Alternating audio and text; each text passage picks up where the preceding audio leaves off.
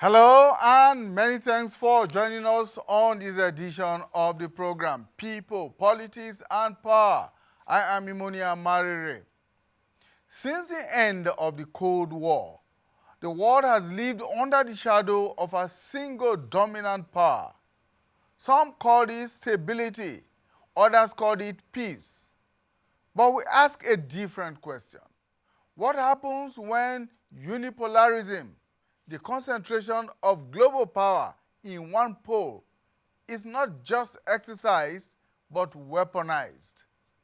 From military interventions branded as liberation to sanctions packaged as justice to global institutions bent to serve the interests of one, the unipolar order has too often blurred the line between leadership and domination. The result is a world where sovereignty is conditional, alliances are coerced, and values are selectively applied. But history shows us something else. Every imbalance of power creates its own resistance. Across continents, we see new alliances, alternative centers of influence, and a steady pushback against the old order. So, as the world drifts between unipolar dominance and the rise of multipolar alternatives, the questions asked: is unipolarism still a guarantor of peace? Or has it become a tool of coercion in the global system?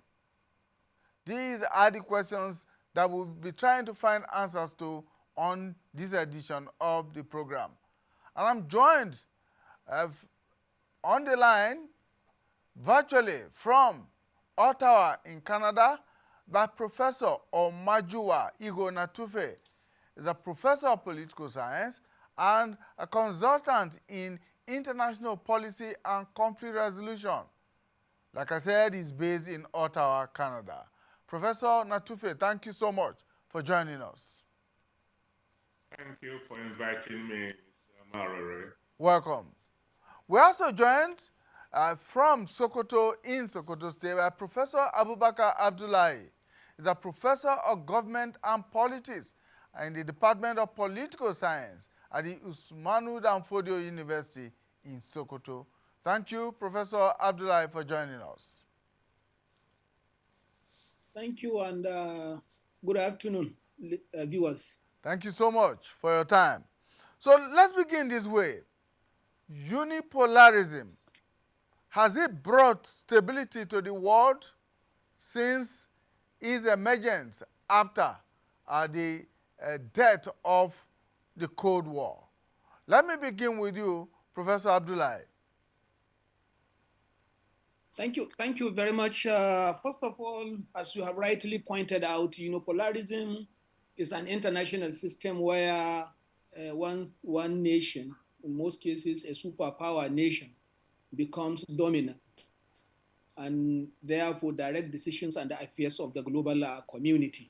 And I think since the collapse of the Cold War, which was followed by the demise of Soviet Union, the collapse of the Berlin Wall, and of course the collapse of communism in Eastern Europe, we have seen the emergence of quote and unquote United States of America as the sole and the sole player in international politics. And in this regard, it determines the direction and the focus of the global system. With regards to your question on whether or not polarism promotes stability and, of course, global peace, I think it's a question that depends largely upon the context you are referring to. And what we have seen so far in the world was at the world,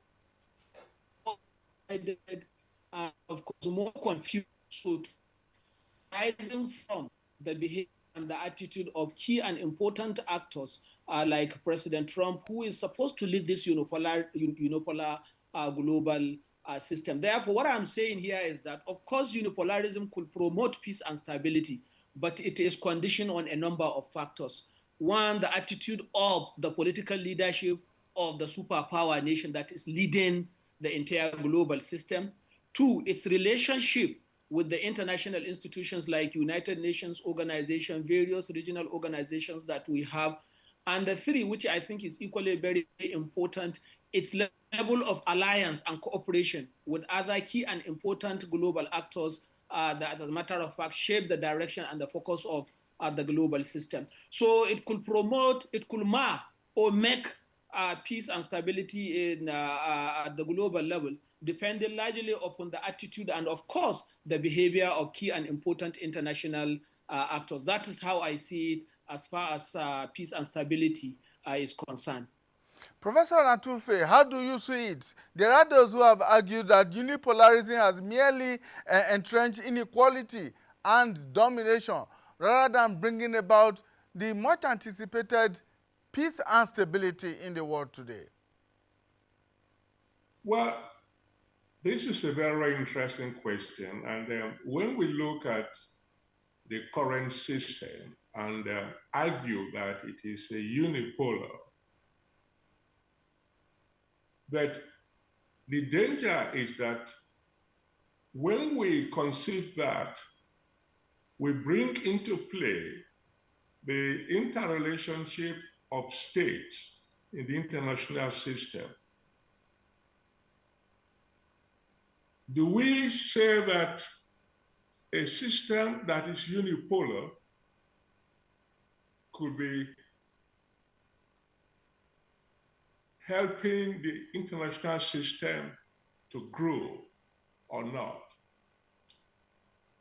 What we have in the post-Cold War system,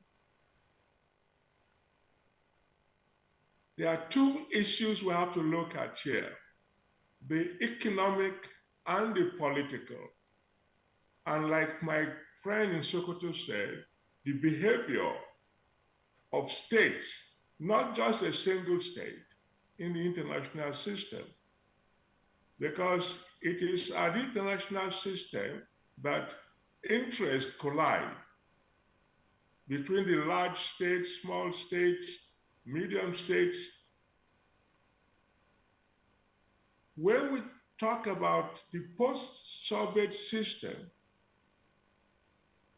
Cold War era, we are seeing a collapse of multilateralism because of two key factors here: the political power and the economic power. The US has an opportunity in the post-Cold War era to be, quote unquote, a beneficial dictatorship. But what we have seen is a recklessness in managing relationships between states in the international system by the current US government. But it will be, in terms of critical analysis of the current situation, it will be unwise of us to categorize the current system as purely unipolarism. Because, as I said, we have to weigh the two elements of power at play at any given time.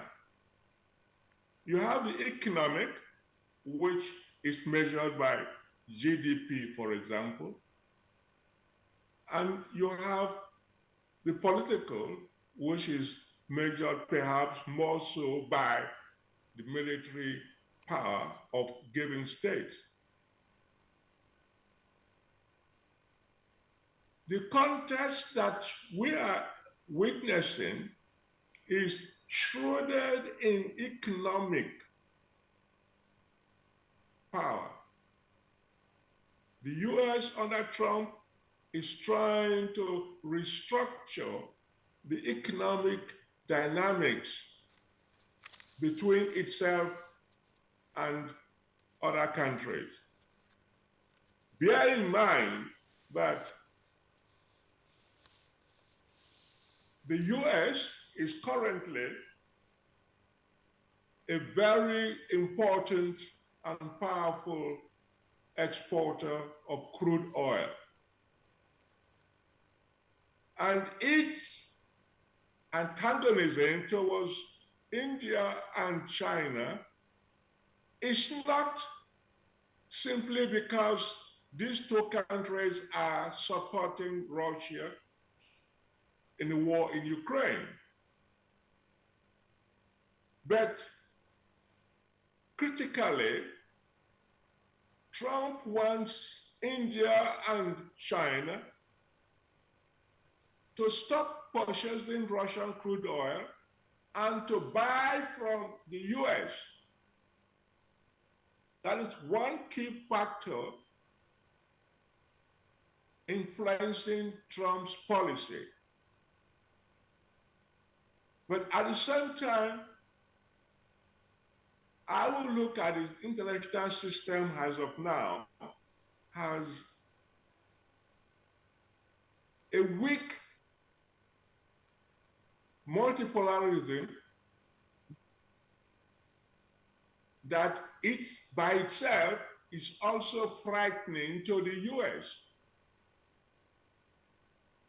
The US cannot unilaterally begin to move around the international arena by dictating all the time, because it is also a weak state by itself, in the sense that there is what we call the powerlessness of power. US has the power, but not the monopoly of power. Because both Russia and India and China in the BRICS system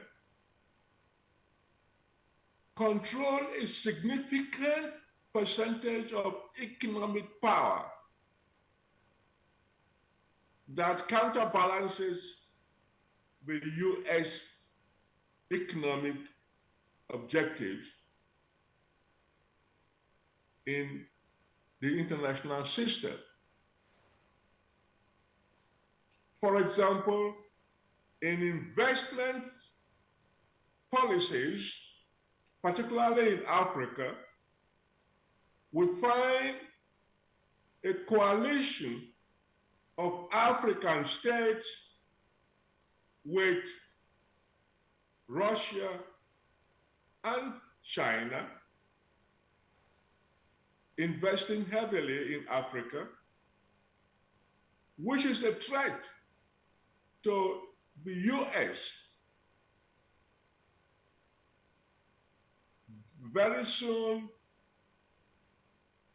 in October, there will be a powerful meeting in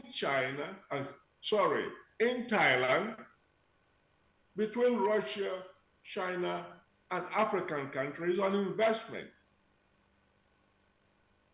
So I will see the international system as a movement currently, particularly since 2019, notwithstanding the recklessness of President Trump, but a movement from unipolarism to multipolarism, because of the two factors I've just talked about, the economic and the political. And even on the political military aspect, we should be careful not to push the system to its brink, because bear in mind that what we call MAD, M-A-T, M-A-D,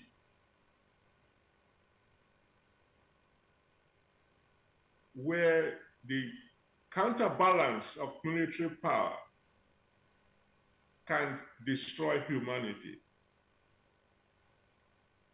So it is incumbent on us to ensure that we do not go into the mutually assured destruction phase that we have in the international system. Prof, are we anywhere near the mutually assured destruction stage at this point in time? Given the nature of the military rivalries that exist at the moment and what it was during the Cold War era? Well, we are not as close as we were in the Cold War era, where, for example, if we go back to 1961, where the Soviet Union attempted to install nuclear weapons on Cuba.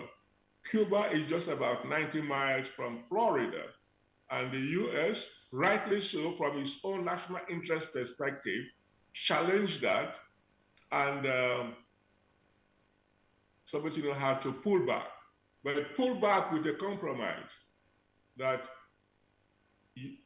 I won't do that if you don't do the same in my territory, that is in the Eastern Bloc. So there was that agreement on how to maintain the peace.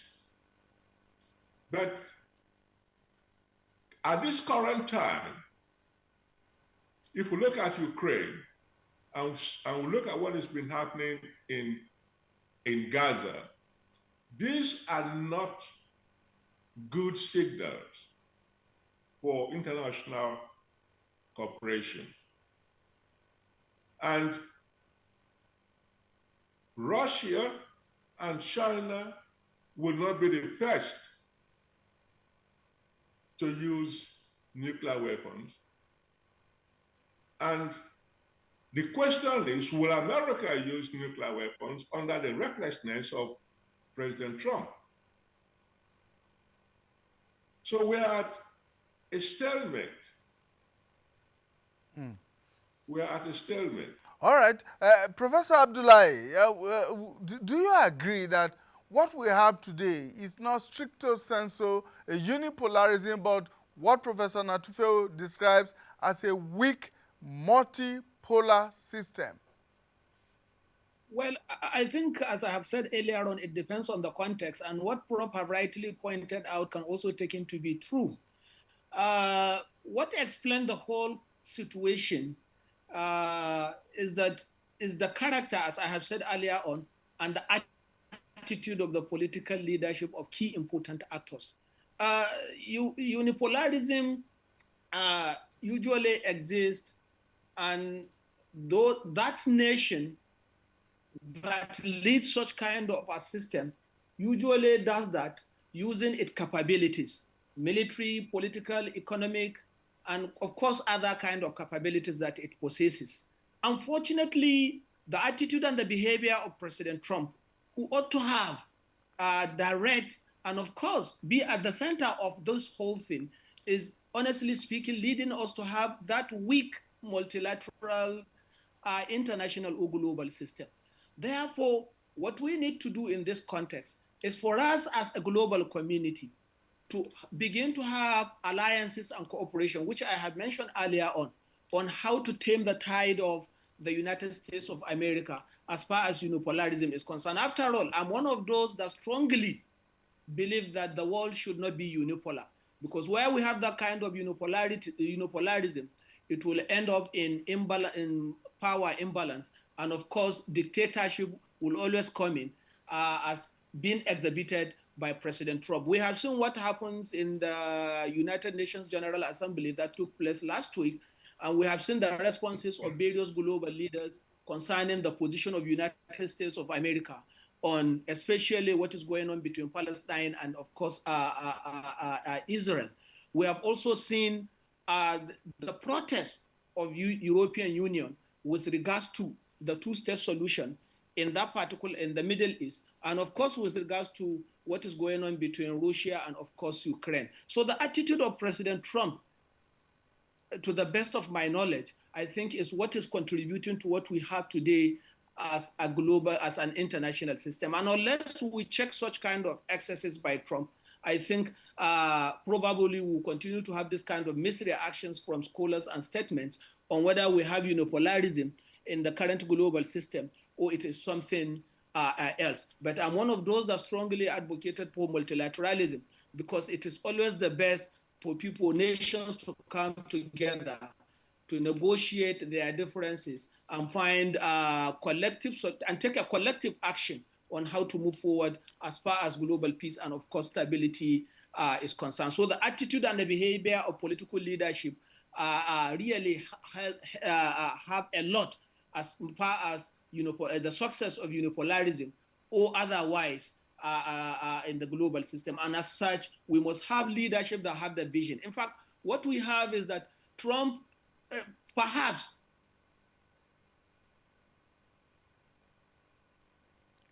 Prof, are you with us? This approach of making America great again. He wanted to benefit from any decision taken at the global level, which I think in some cases is not going to work out that way. Therefore, we must, as a matter of have leaders that have the vision, leaders that have the understanding of the international system, leaders that are ready to mediate and be at the center of every that place at the global level. But when we have leadership that is one-sided, when we have leadership that is so arrogant, when we have leadership that is not ready to listen to the other side of the divide, I think we'll continue to have this kind of problem. And that is why the current unipolar system is facing a lot of crisis. And it is making it as if we don't even have a global leadership that can, as a matter of fact, facilitate peace and stability across the globe. And talking about leadership, the leadership of the various countries of the world today, do you think, for instance, Professor Abdullahi, that the attitude of leaders of the European countries in their resistance to the U.S., for instance, would in any way impact what the U.S. wants to do as a single superpower that polices the world and decides what the global order should be? Hello? Is that leadership Hello? or is that coercion? Hello? I can't hear you well. Can you repeat yourself, please? Yes, I can hear you, Professor Abdullahi. I was asking, Okay. you talked about leadership of the various countries of the world. And I'm making reference to leadership of countries of Western Europe in their attempt at resisting the United States of America, which is, by our standard, the single superpower operating in the world today and determining what it thinks should be the global order. Do you think, how far do you think that Europe, leaders of Europe can go with this? And is the U.S. trying to demonstrate leadership or impose a coercion on the rest of the world? I think if Europe can come together under the platform of European Union and work with one voice, they will be able to, as a matter of fact, challenge the coercive tendencies of United States of America, led by President Trump. Right now, many of them, I think, are jittery on what position or response they should make concerning what President Trump has been doing as far as especially Russia and the Ukraine conflict is concerned. And one thing I think that is making them to become unsettled with United States of America is because of the contradictory attitude and the response of President Trump. Today, Trump will be siding Russia And tomorrow, in the next 24 hours, you will hear him also attacking Russia again. So this is attitude of not being straightforward concerning what needs to be done to resolve some of this kind of global problem of peace and stability. I think is, honestly speaking, putting many political leadership imbalance as far as their effort and, of course, unity is concerned in approaching and, of course, responding to some of the positions and the decisions taken by U.S. Government. And on Trump, I think, and the U.S. government, they need to, as a matter of fact, have a rethink over approach on important global issues. You cannot be coercing, because the world of 21st century is a world where probably all actors are important in global system. No matter their capability, no matter their level of development, no matter their strength. So we need to carry everybody along. And that is why I strongly believe that multilateralism is always the best option in addressing some of our problems of peace and stability across the world. So U.S. must, as a matter of fact and the urgency, change its tactics and strategy of approaching international issues of peace and, of course, stability, particularly in relation to what is going on between Russia and the Ukraine and between Israel and Palestine as cases in point. So EU, Europe, European countries and its political leadership, I think, if they come together and re-strategize, can, as a matter of fact, be able to contend the coercive tendencies of the United States government. But how far can they do that? When are they going to do that? Do they have the capacity and ability to do that? I think important questions that perhaps may, as a matter of fact, answers may likely be ready for us as things unfold as far as what is going on across the globe is concerned. What do you anticipate could happen if the United States of America, for instance, does not change its stance, its current stance, as far as the rest of the global order is concerned? We see that almost on a daily I think we will basis. continue to. Yes, go ahead. I think we will continue to have a confused global system.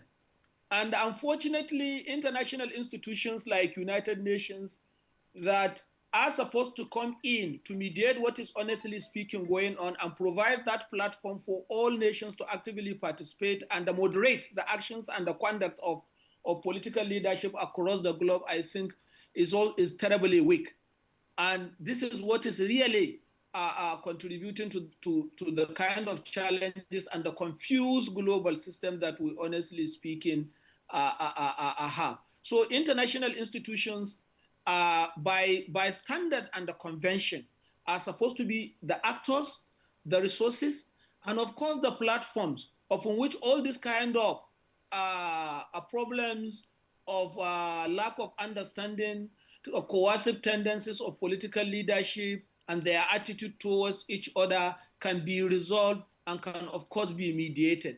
Unfortunately, UN itself is not democratic enough and therefore not strong enough to be able to do that. We have seen what happens in UNGA, the 80th UNGA that have just taken place in New York, where over 140 something countries have agreed and recognized and advocate for the two-state solution between Palestinian and Israel.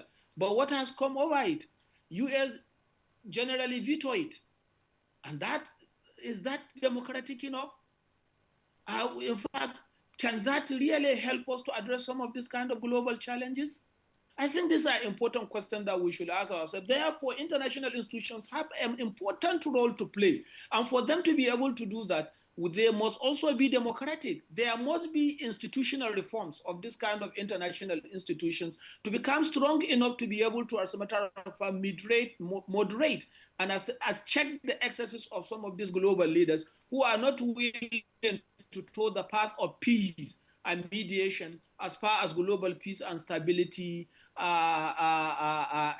is concerned. So where we have political leadership that, honestly speaking, is not willing to listen as a matter of fact, utilize these platforms of international institutions. There is no way we can make, of course, a headway. So we need to reform the institutions. We need to change the attitude of our political leadership must change, and we need to come to terms with the realities of what is, honestly speaking, happening at the global level for us to be able to collectively together address some of these kind of challenges. So in my own opinion, we still have a long way to go to address some of these kind of challenges and, of course, our problem. Apart from dealing with the problem of political leadership, we have to also take note of the role and the position of these international institutions, and in this case, the United Nations organizations, and begin to see how we can reform the system so that the system can become more effective and more strong to be able to contain some of these kind of acrimonies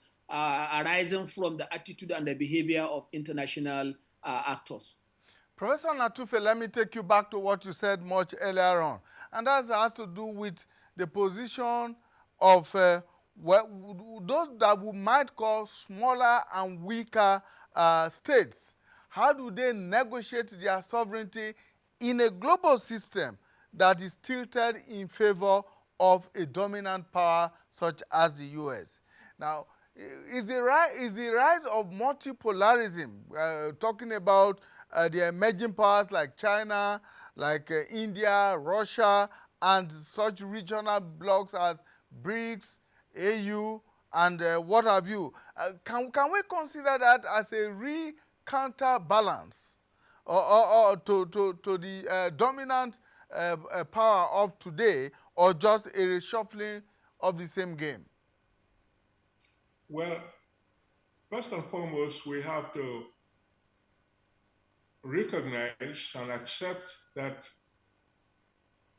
national interest guides the behavior of states in the international arena. That is the key issue we have to look at. With the veto power enjoyed by 5 countries at the UN Security Council, it establishes the fact that any of these 5 powers can distort international cooperation for their own national interest. From the beginning of the UN, you'll recall that at the early stages in the 50s, 60s, it is the Soviet Union that was always bringing its veto power. And then later, the US, of course, whatever concerns Israel, you are sure that the veto power will be utilized by the US to sabotage the intention of the UN organization. Now, the question is this: how do we restructure the Security Council veto system? I doubt if it is possible to withdraw the veto power. And I do not subscribe to the view that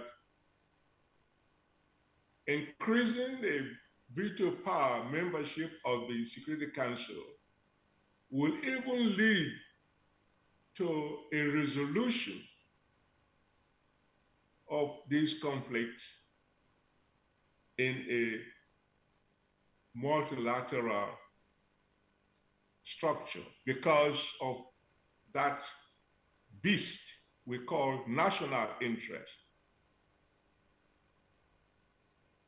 So that is the key question.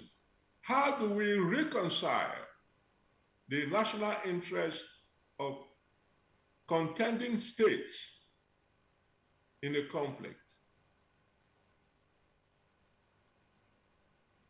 Even in the domestic political arena, where we have sub-national interests, take the case of Nigeria, for example, where those of us who study international relations, we also use that instrument to look at the interrelationship between ethnic nationalities in Nigeria. How do we reconcile that?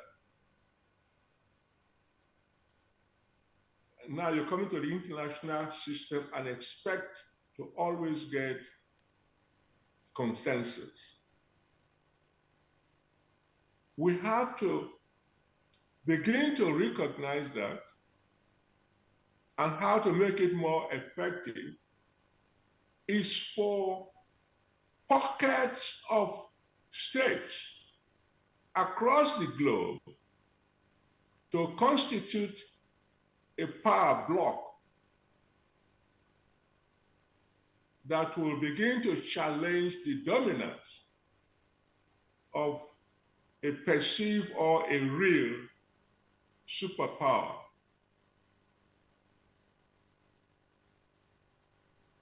If we look at Africa, how do we do that? My colleague in Sokoto has talked about the European nations. We recognize that at the current level, the current moment of global politics, we have a bully. If you have a bully in the schoolyard, how do you treat that bully? You know, we go back to our school days and you find that there's always one bully in the class. But in most cases, these bullies are weak. They are weak. Once you punch them, they will withdraw. So how do we transfer that to the global system and ask countries to find ways and means of punching the bully at the international arena? That is the challenge for countries to do. And the BRICS is doing that. The US is afraid of the BRICS, particularly of China. If you look at the GDP of China over the past 2 decades, it's frightening to the US. So it is left for these pockets of countries to strengthen the multilateral platform of politics. That is why I say that we are talking about Trump because we have a weak multipolar system. And Trump is aware that the multipolar system currently is weak, but is also frightened that it could emerge to be a strong counterbalance to its recklessness in international politics. So the challenge, therefore, if we must begin from our own home arena in Africa, how do we, Africans, African countries, African leaders, constitute themselves into that pocket of multipolar counterbalance to the US? That is a very vital question, Prof. That's a very vital question. You have 54 African countries that make up the AU, for instance. But these are countries that have divergent national interests and who owe their allegiances to various blocs around the world. How do they coalesce those interests into one and become one formidable interest group, either at the United Nations or in such multilateral agencies as the World Bank, IMF, and what have you? Well, that is the challenge we have in the global system. You know, whether it is in Africa, even in Europe, where Western countries in Europe are in NATO, we find disagreements there on how they relate to the US. And of course, in China, we have the same situation whereby a pocket of countries regard China as a threat. Even though India and China are in the BRICS, they too have their own bilateral quarrels. So for Africa, 54 countries, we do not want to be naive and say we will be able to reconcile at a given time their national interest. See what happens in West Africa with the ECOWAS, Niger. with just a 15-member ECOWAS that has had 3 of those members pulling out. Exactly. So if you look at Nigeria and Burkina Faso, Mali, and Niger, you ask yourself a simple question. Why will Nigeria, supposedly the giant of Africa, is unable to reconcile with Niger, Burkina Faso, and Mali? When we know that from studies, the enemy of Nigeria in West Africa is France. It's not Niger, Burkina Faso, or Mali.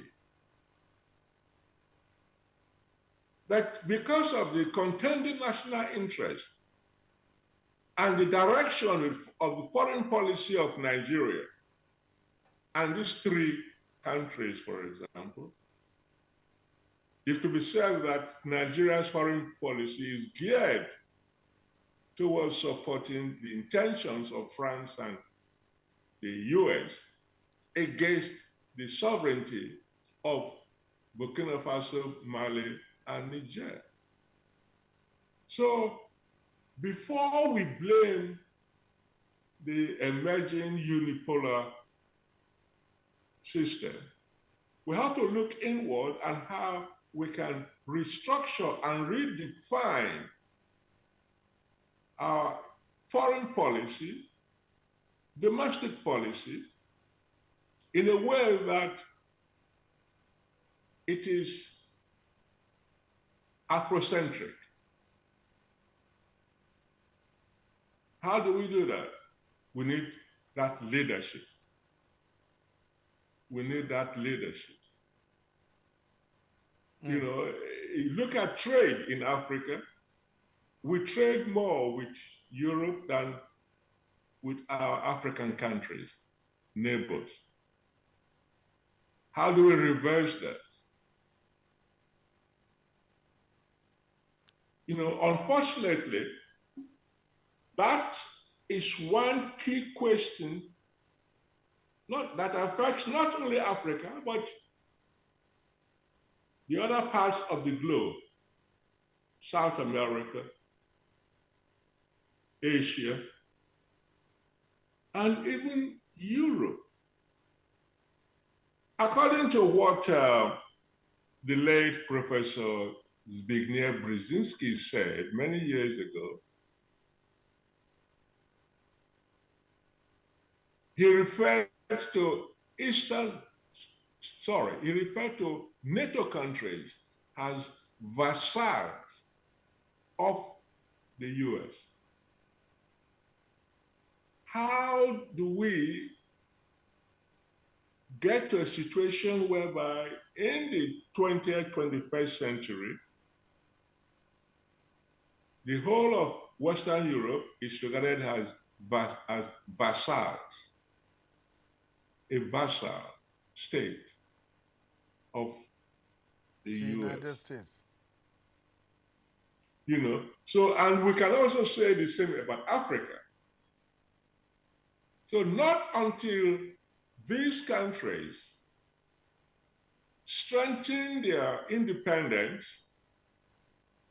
and restructure their foreign policy in a way that will pose a challenge to any emerging superpower, whether it is Russia, China, or the US. That is the challenge. Okay. So how do you treat a bully? You treat a bully by instituting aggressive policies that will challenge the bully's interest. Nigeria has the capability to do that if we have the strong leadership to do that. And a strong economy Well, to back it up. Exactly. You know, but we have the fundamentals to strengthen our economic system in Nigeria. We do have that. Again, it comes to the leadership. I mean, a simple thing like crude oil. Saudi Arabia will tell you at any given second of the day, the quantity of crude oil they are extracting and exporting. But we don't know in Nigeria the quantity of crude oil that we even have, that we are extracting or exporting. All right. So that is not the fault of America. It's not the fault of the oil companies, but the fault of the government. Because of weak leadership, corruption, that is why we are in this mess. Okay. But Professor Abdullahi, it's been suggested somewhere else that the weaponization of the unipolarism could actually be the very force that will accelerate its decline. Is this a possibility? Of course it is, because if we look at what is happening at the global system today, you can say, I think with some level of precision, that what is going on between Israel and Palestine and between Russia and the Ukraine may even become worse by tomorrow. Why? Because of weaponization of unipolarism by the United States of America. And therefore, the best way to go to handle some of these kind of problems, especially to ensure peace and stability across the globe, is for us to come together through a multilateral approach as being popularized by Professor Natufe. But coming together is one thing, and be able to succeed and exploit that very opportunity is entirely a different thing altogether, particularly when you contextualize this argument to African countries. Therefore, if we are going multilateral, if we are going together, first of all, we must prioritize our interests, because as my colleague have already pointed out, nations are always driven by their interests at the global level. And it is not going to be possible for us to actualize all our national interests at the same time, because in trying to do so, we also, as a matter of fact, go against the interests of other nations. In this regard, we need to prioritize our interests as a multilateral platform. What are those kind of interests?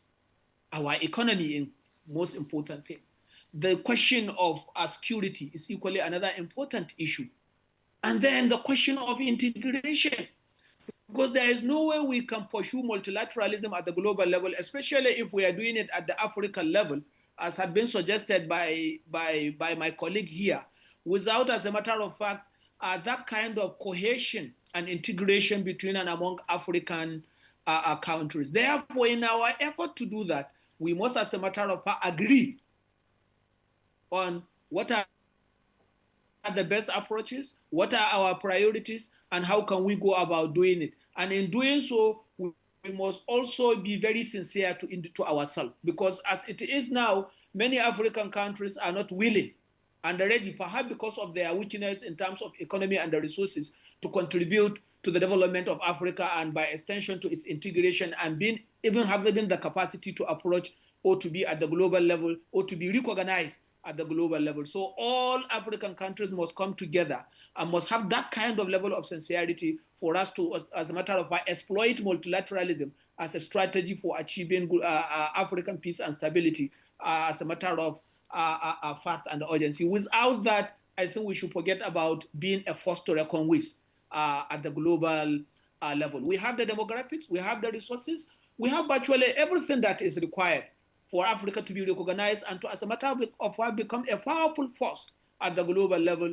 But our domestic challenges of politics, of governance, of economy, of insecurity, I think is seriously affecting our effort towards that. So we need to address some of these domestic challenges, as have been argued by Professor Natufe, for us to be able to, as a matter of fact, work with one voice and become an influential voice at the global level. There is no way the world can see peace and stability without Africa. And therefore, we must recognize Africa in our international system. And for us to recognize Africa and to be reckoned with, we must also, as a matter of fact, come up and be, as a matter, as Professor Natupe has pointed out, also too aggressive in our pursuit of our regional interests as a global force, as a regional force to reckon with, as far as peace and stability of the world is concerned. Thank you so much, Professor Abdullahi. Professor Natufe, in 30 seconds, what would you say will ultimately be a fairer and more balanced global world order? What would it look like, very quickly? I would say that the establishment and recognition of pockets of states powerful enough to counterbalance the emergence of any other state as a superpower.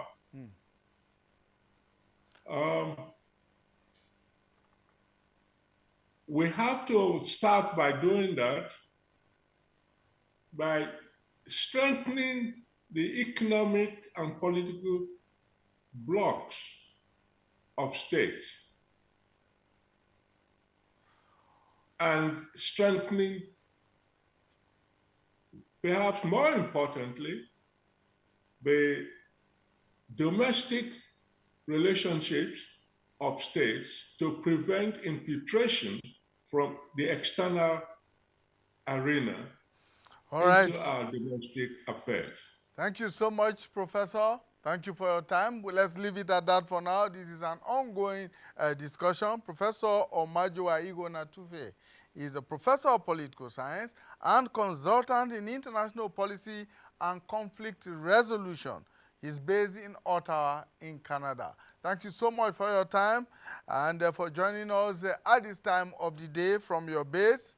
And of course, we also have Professor Abubakar Abdullahi, who is a professor of government and politics at the Department of Political Science at the Usmanu Danfodio University in Sokoto State, Nigeria. Thank you so much, Professor Abdullahi. Thank you very much, and kind regards. Thank you so much. And that's our program for today. Please join us again when we bring you a fresh edition of People, Politics, and Power. And indeed, we want to thank you for investing your time with us. Bye for now.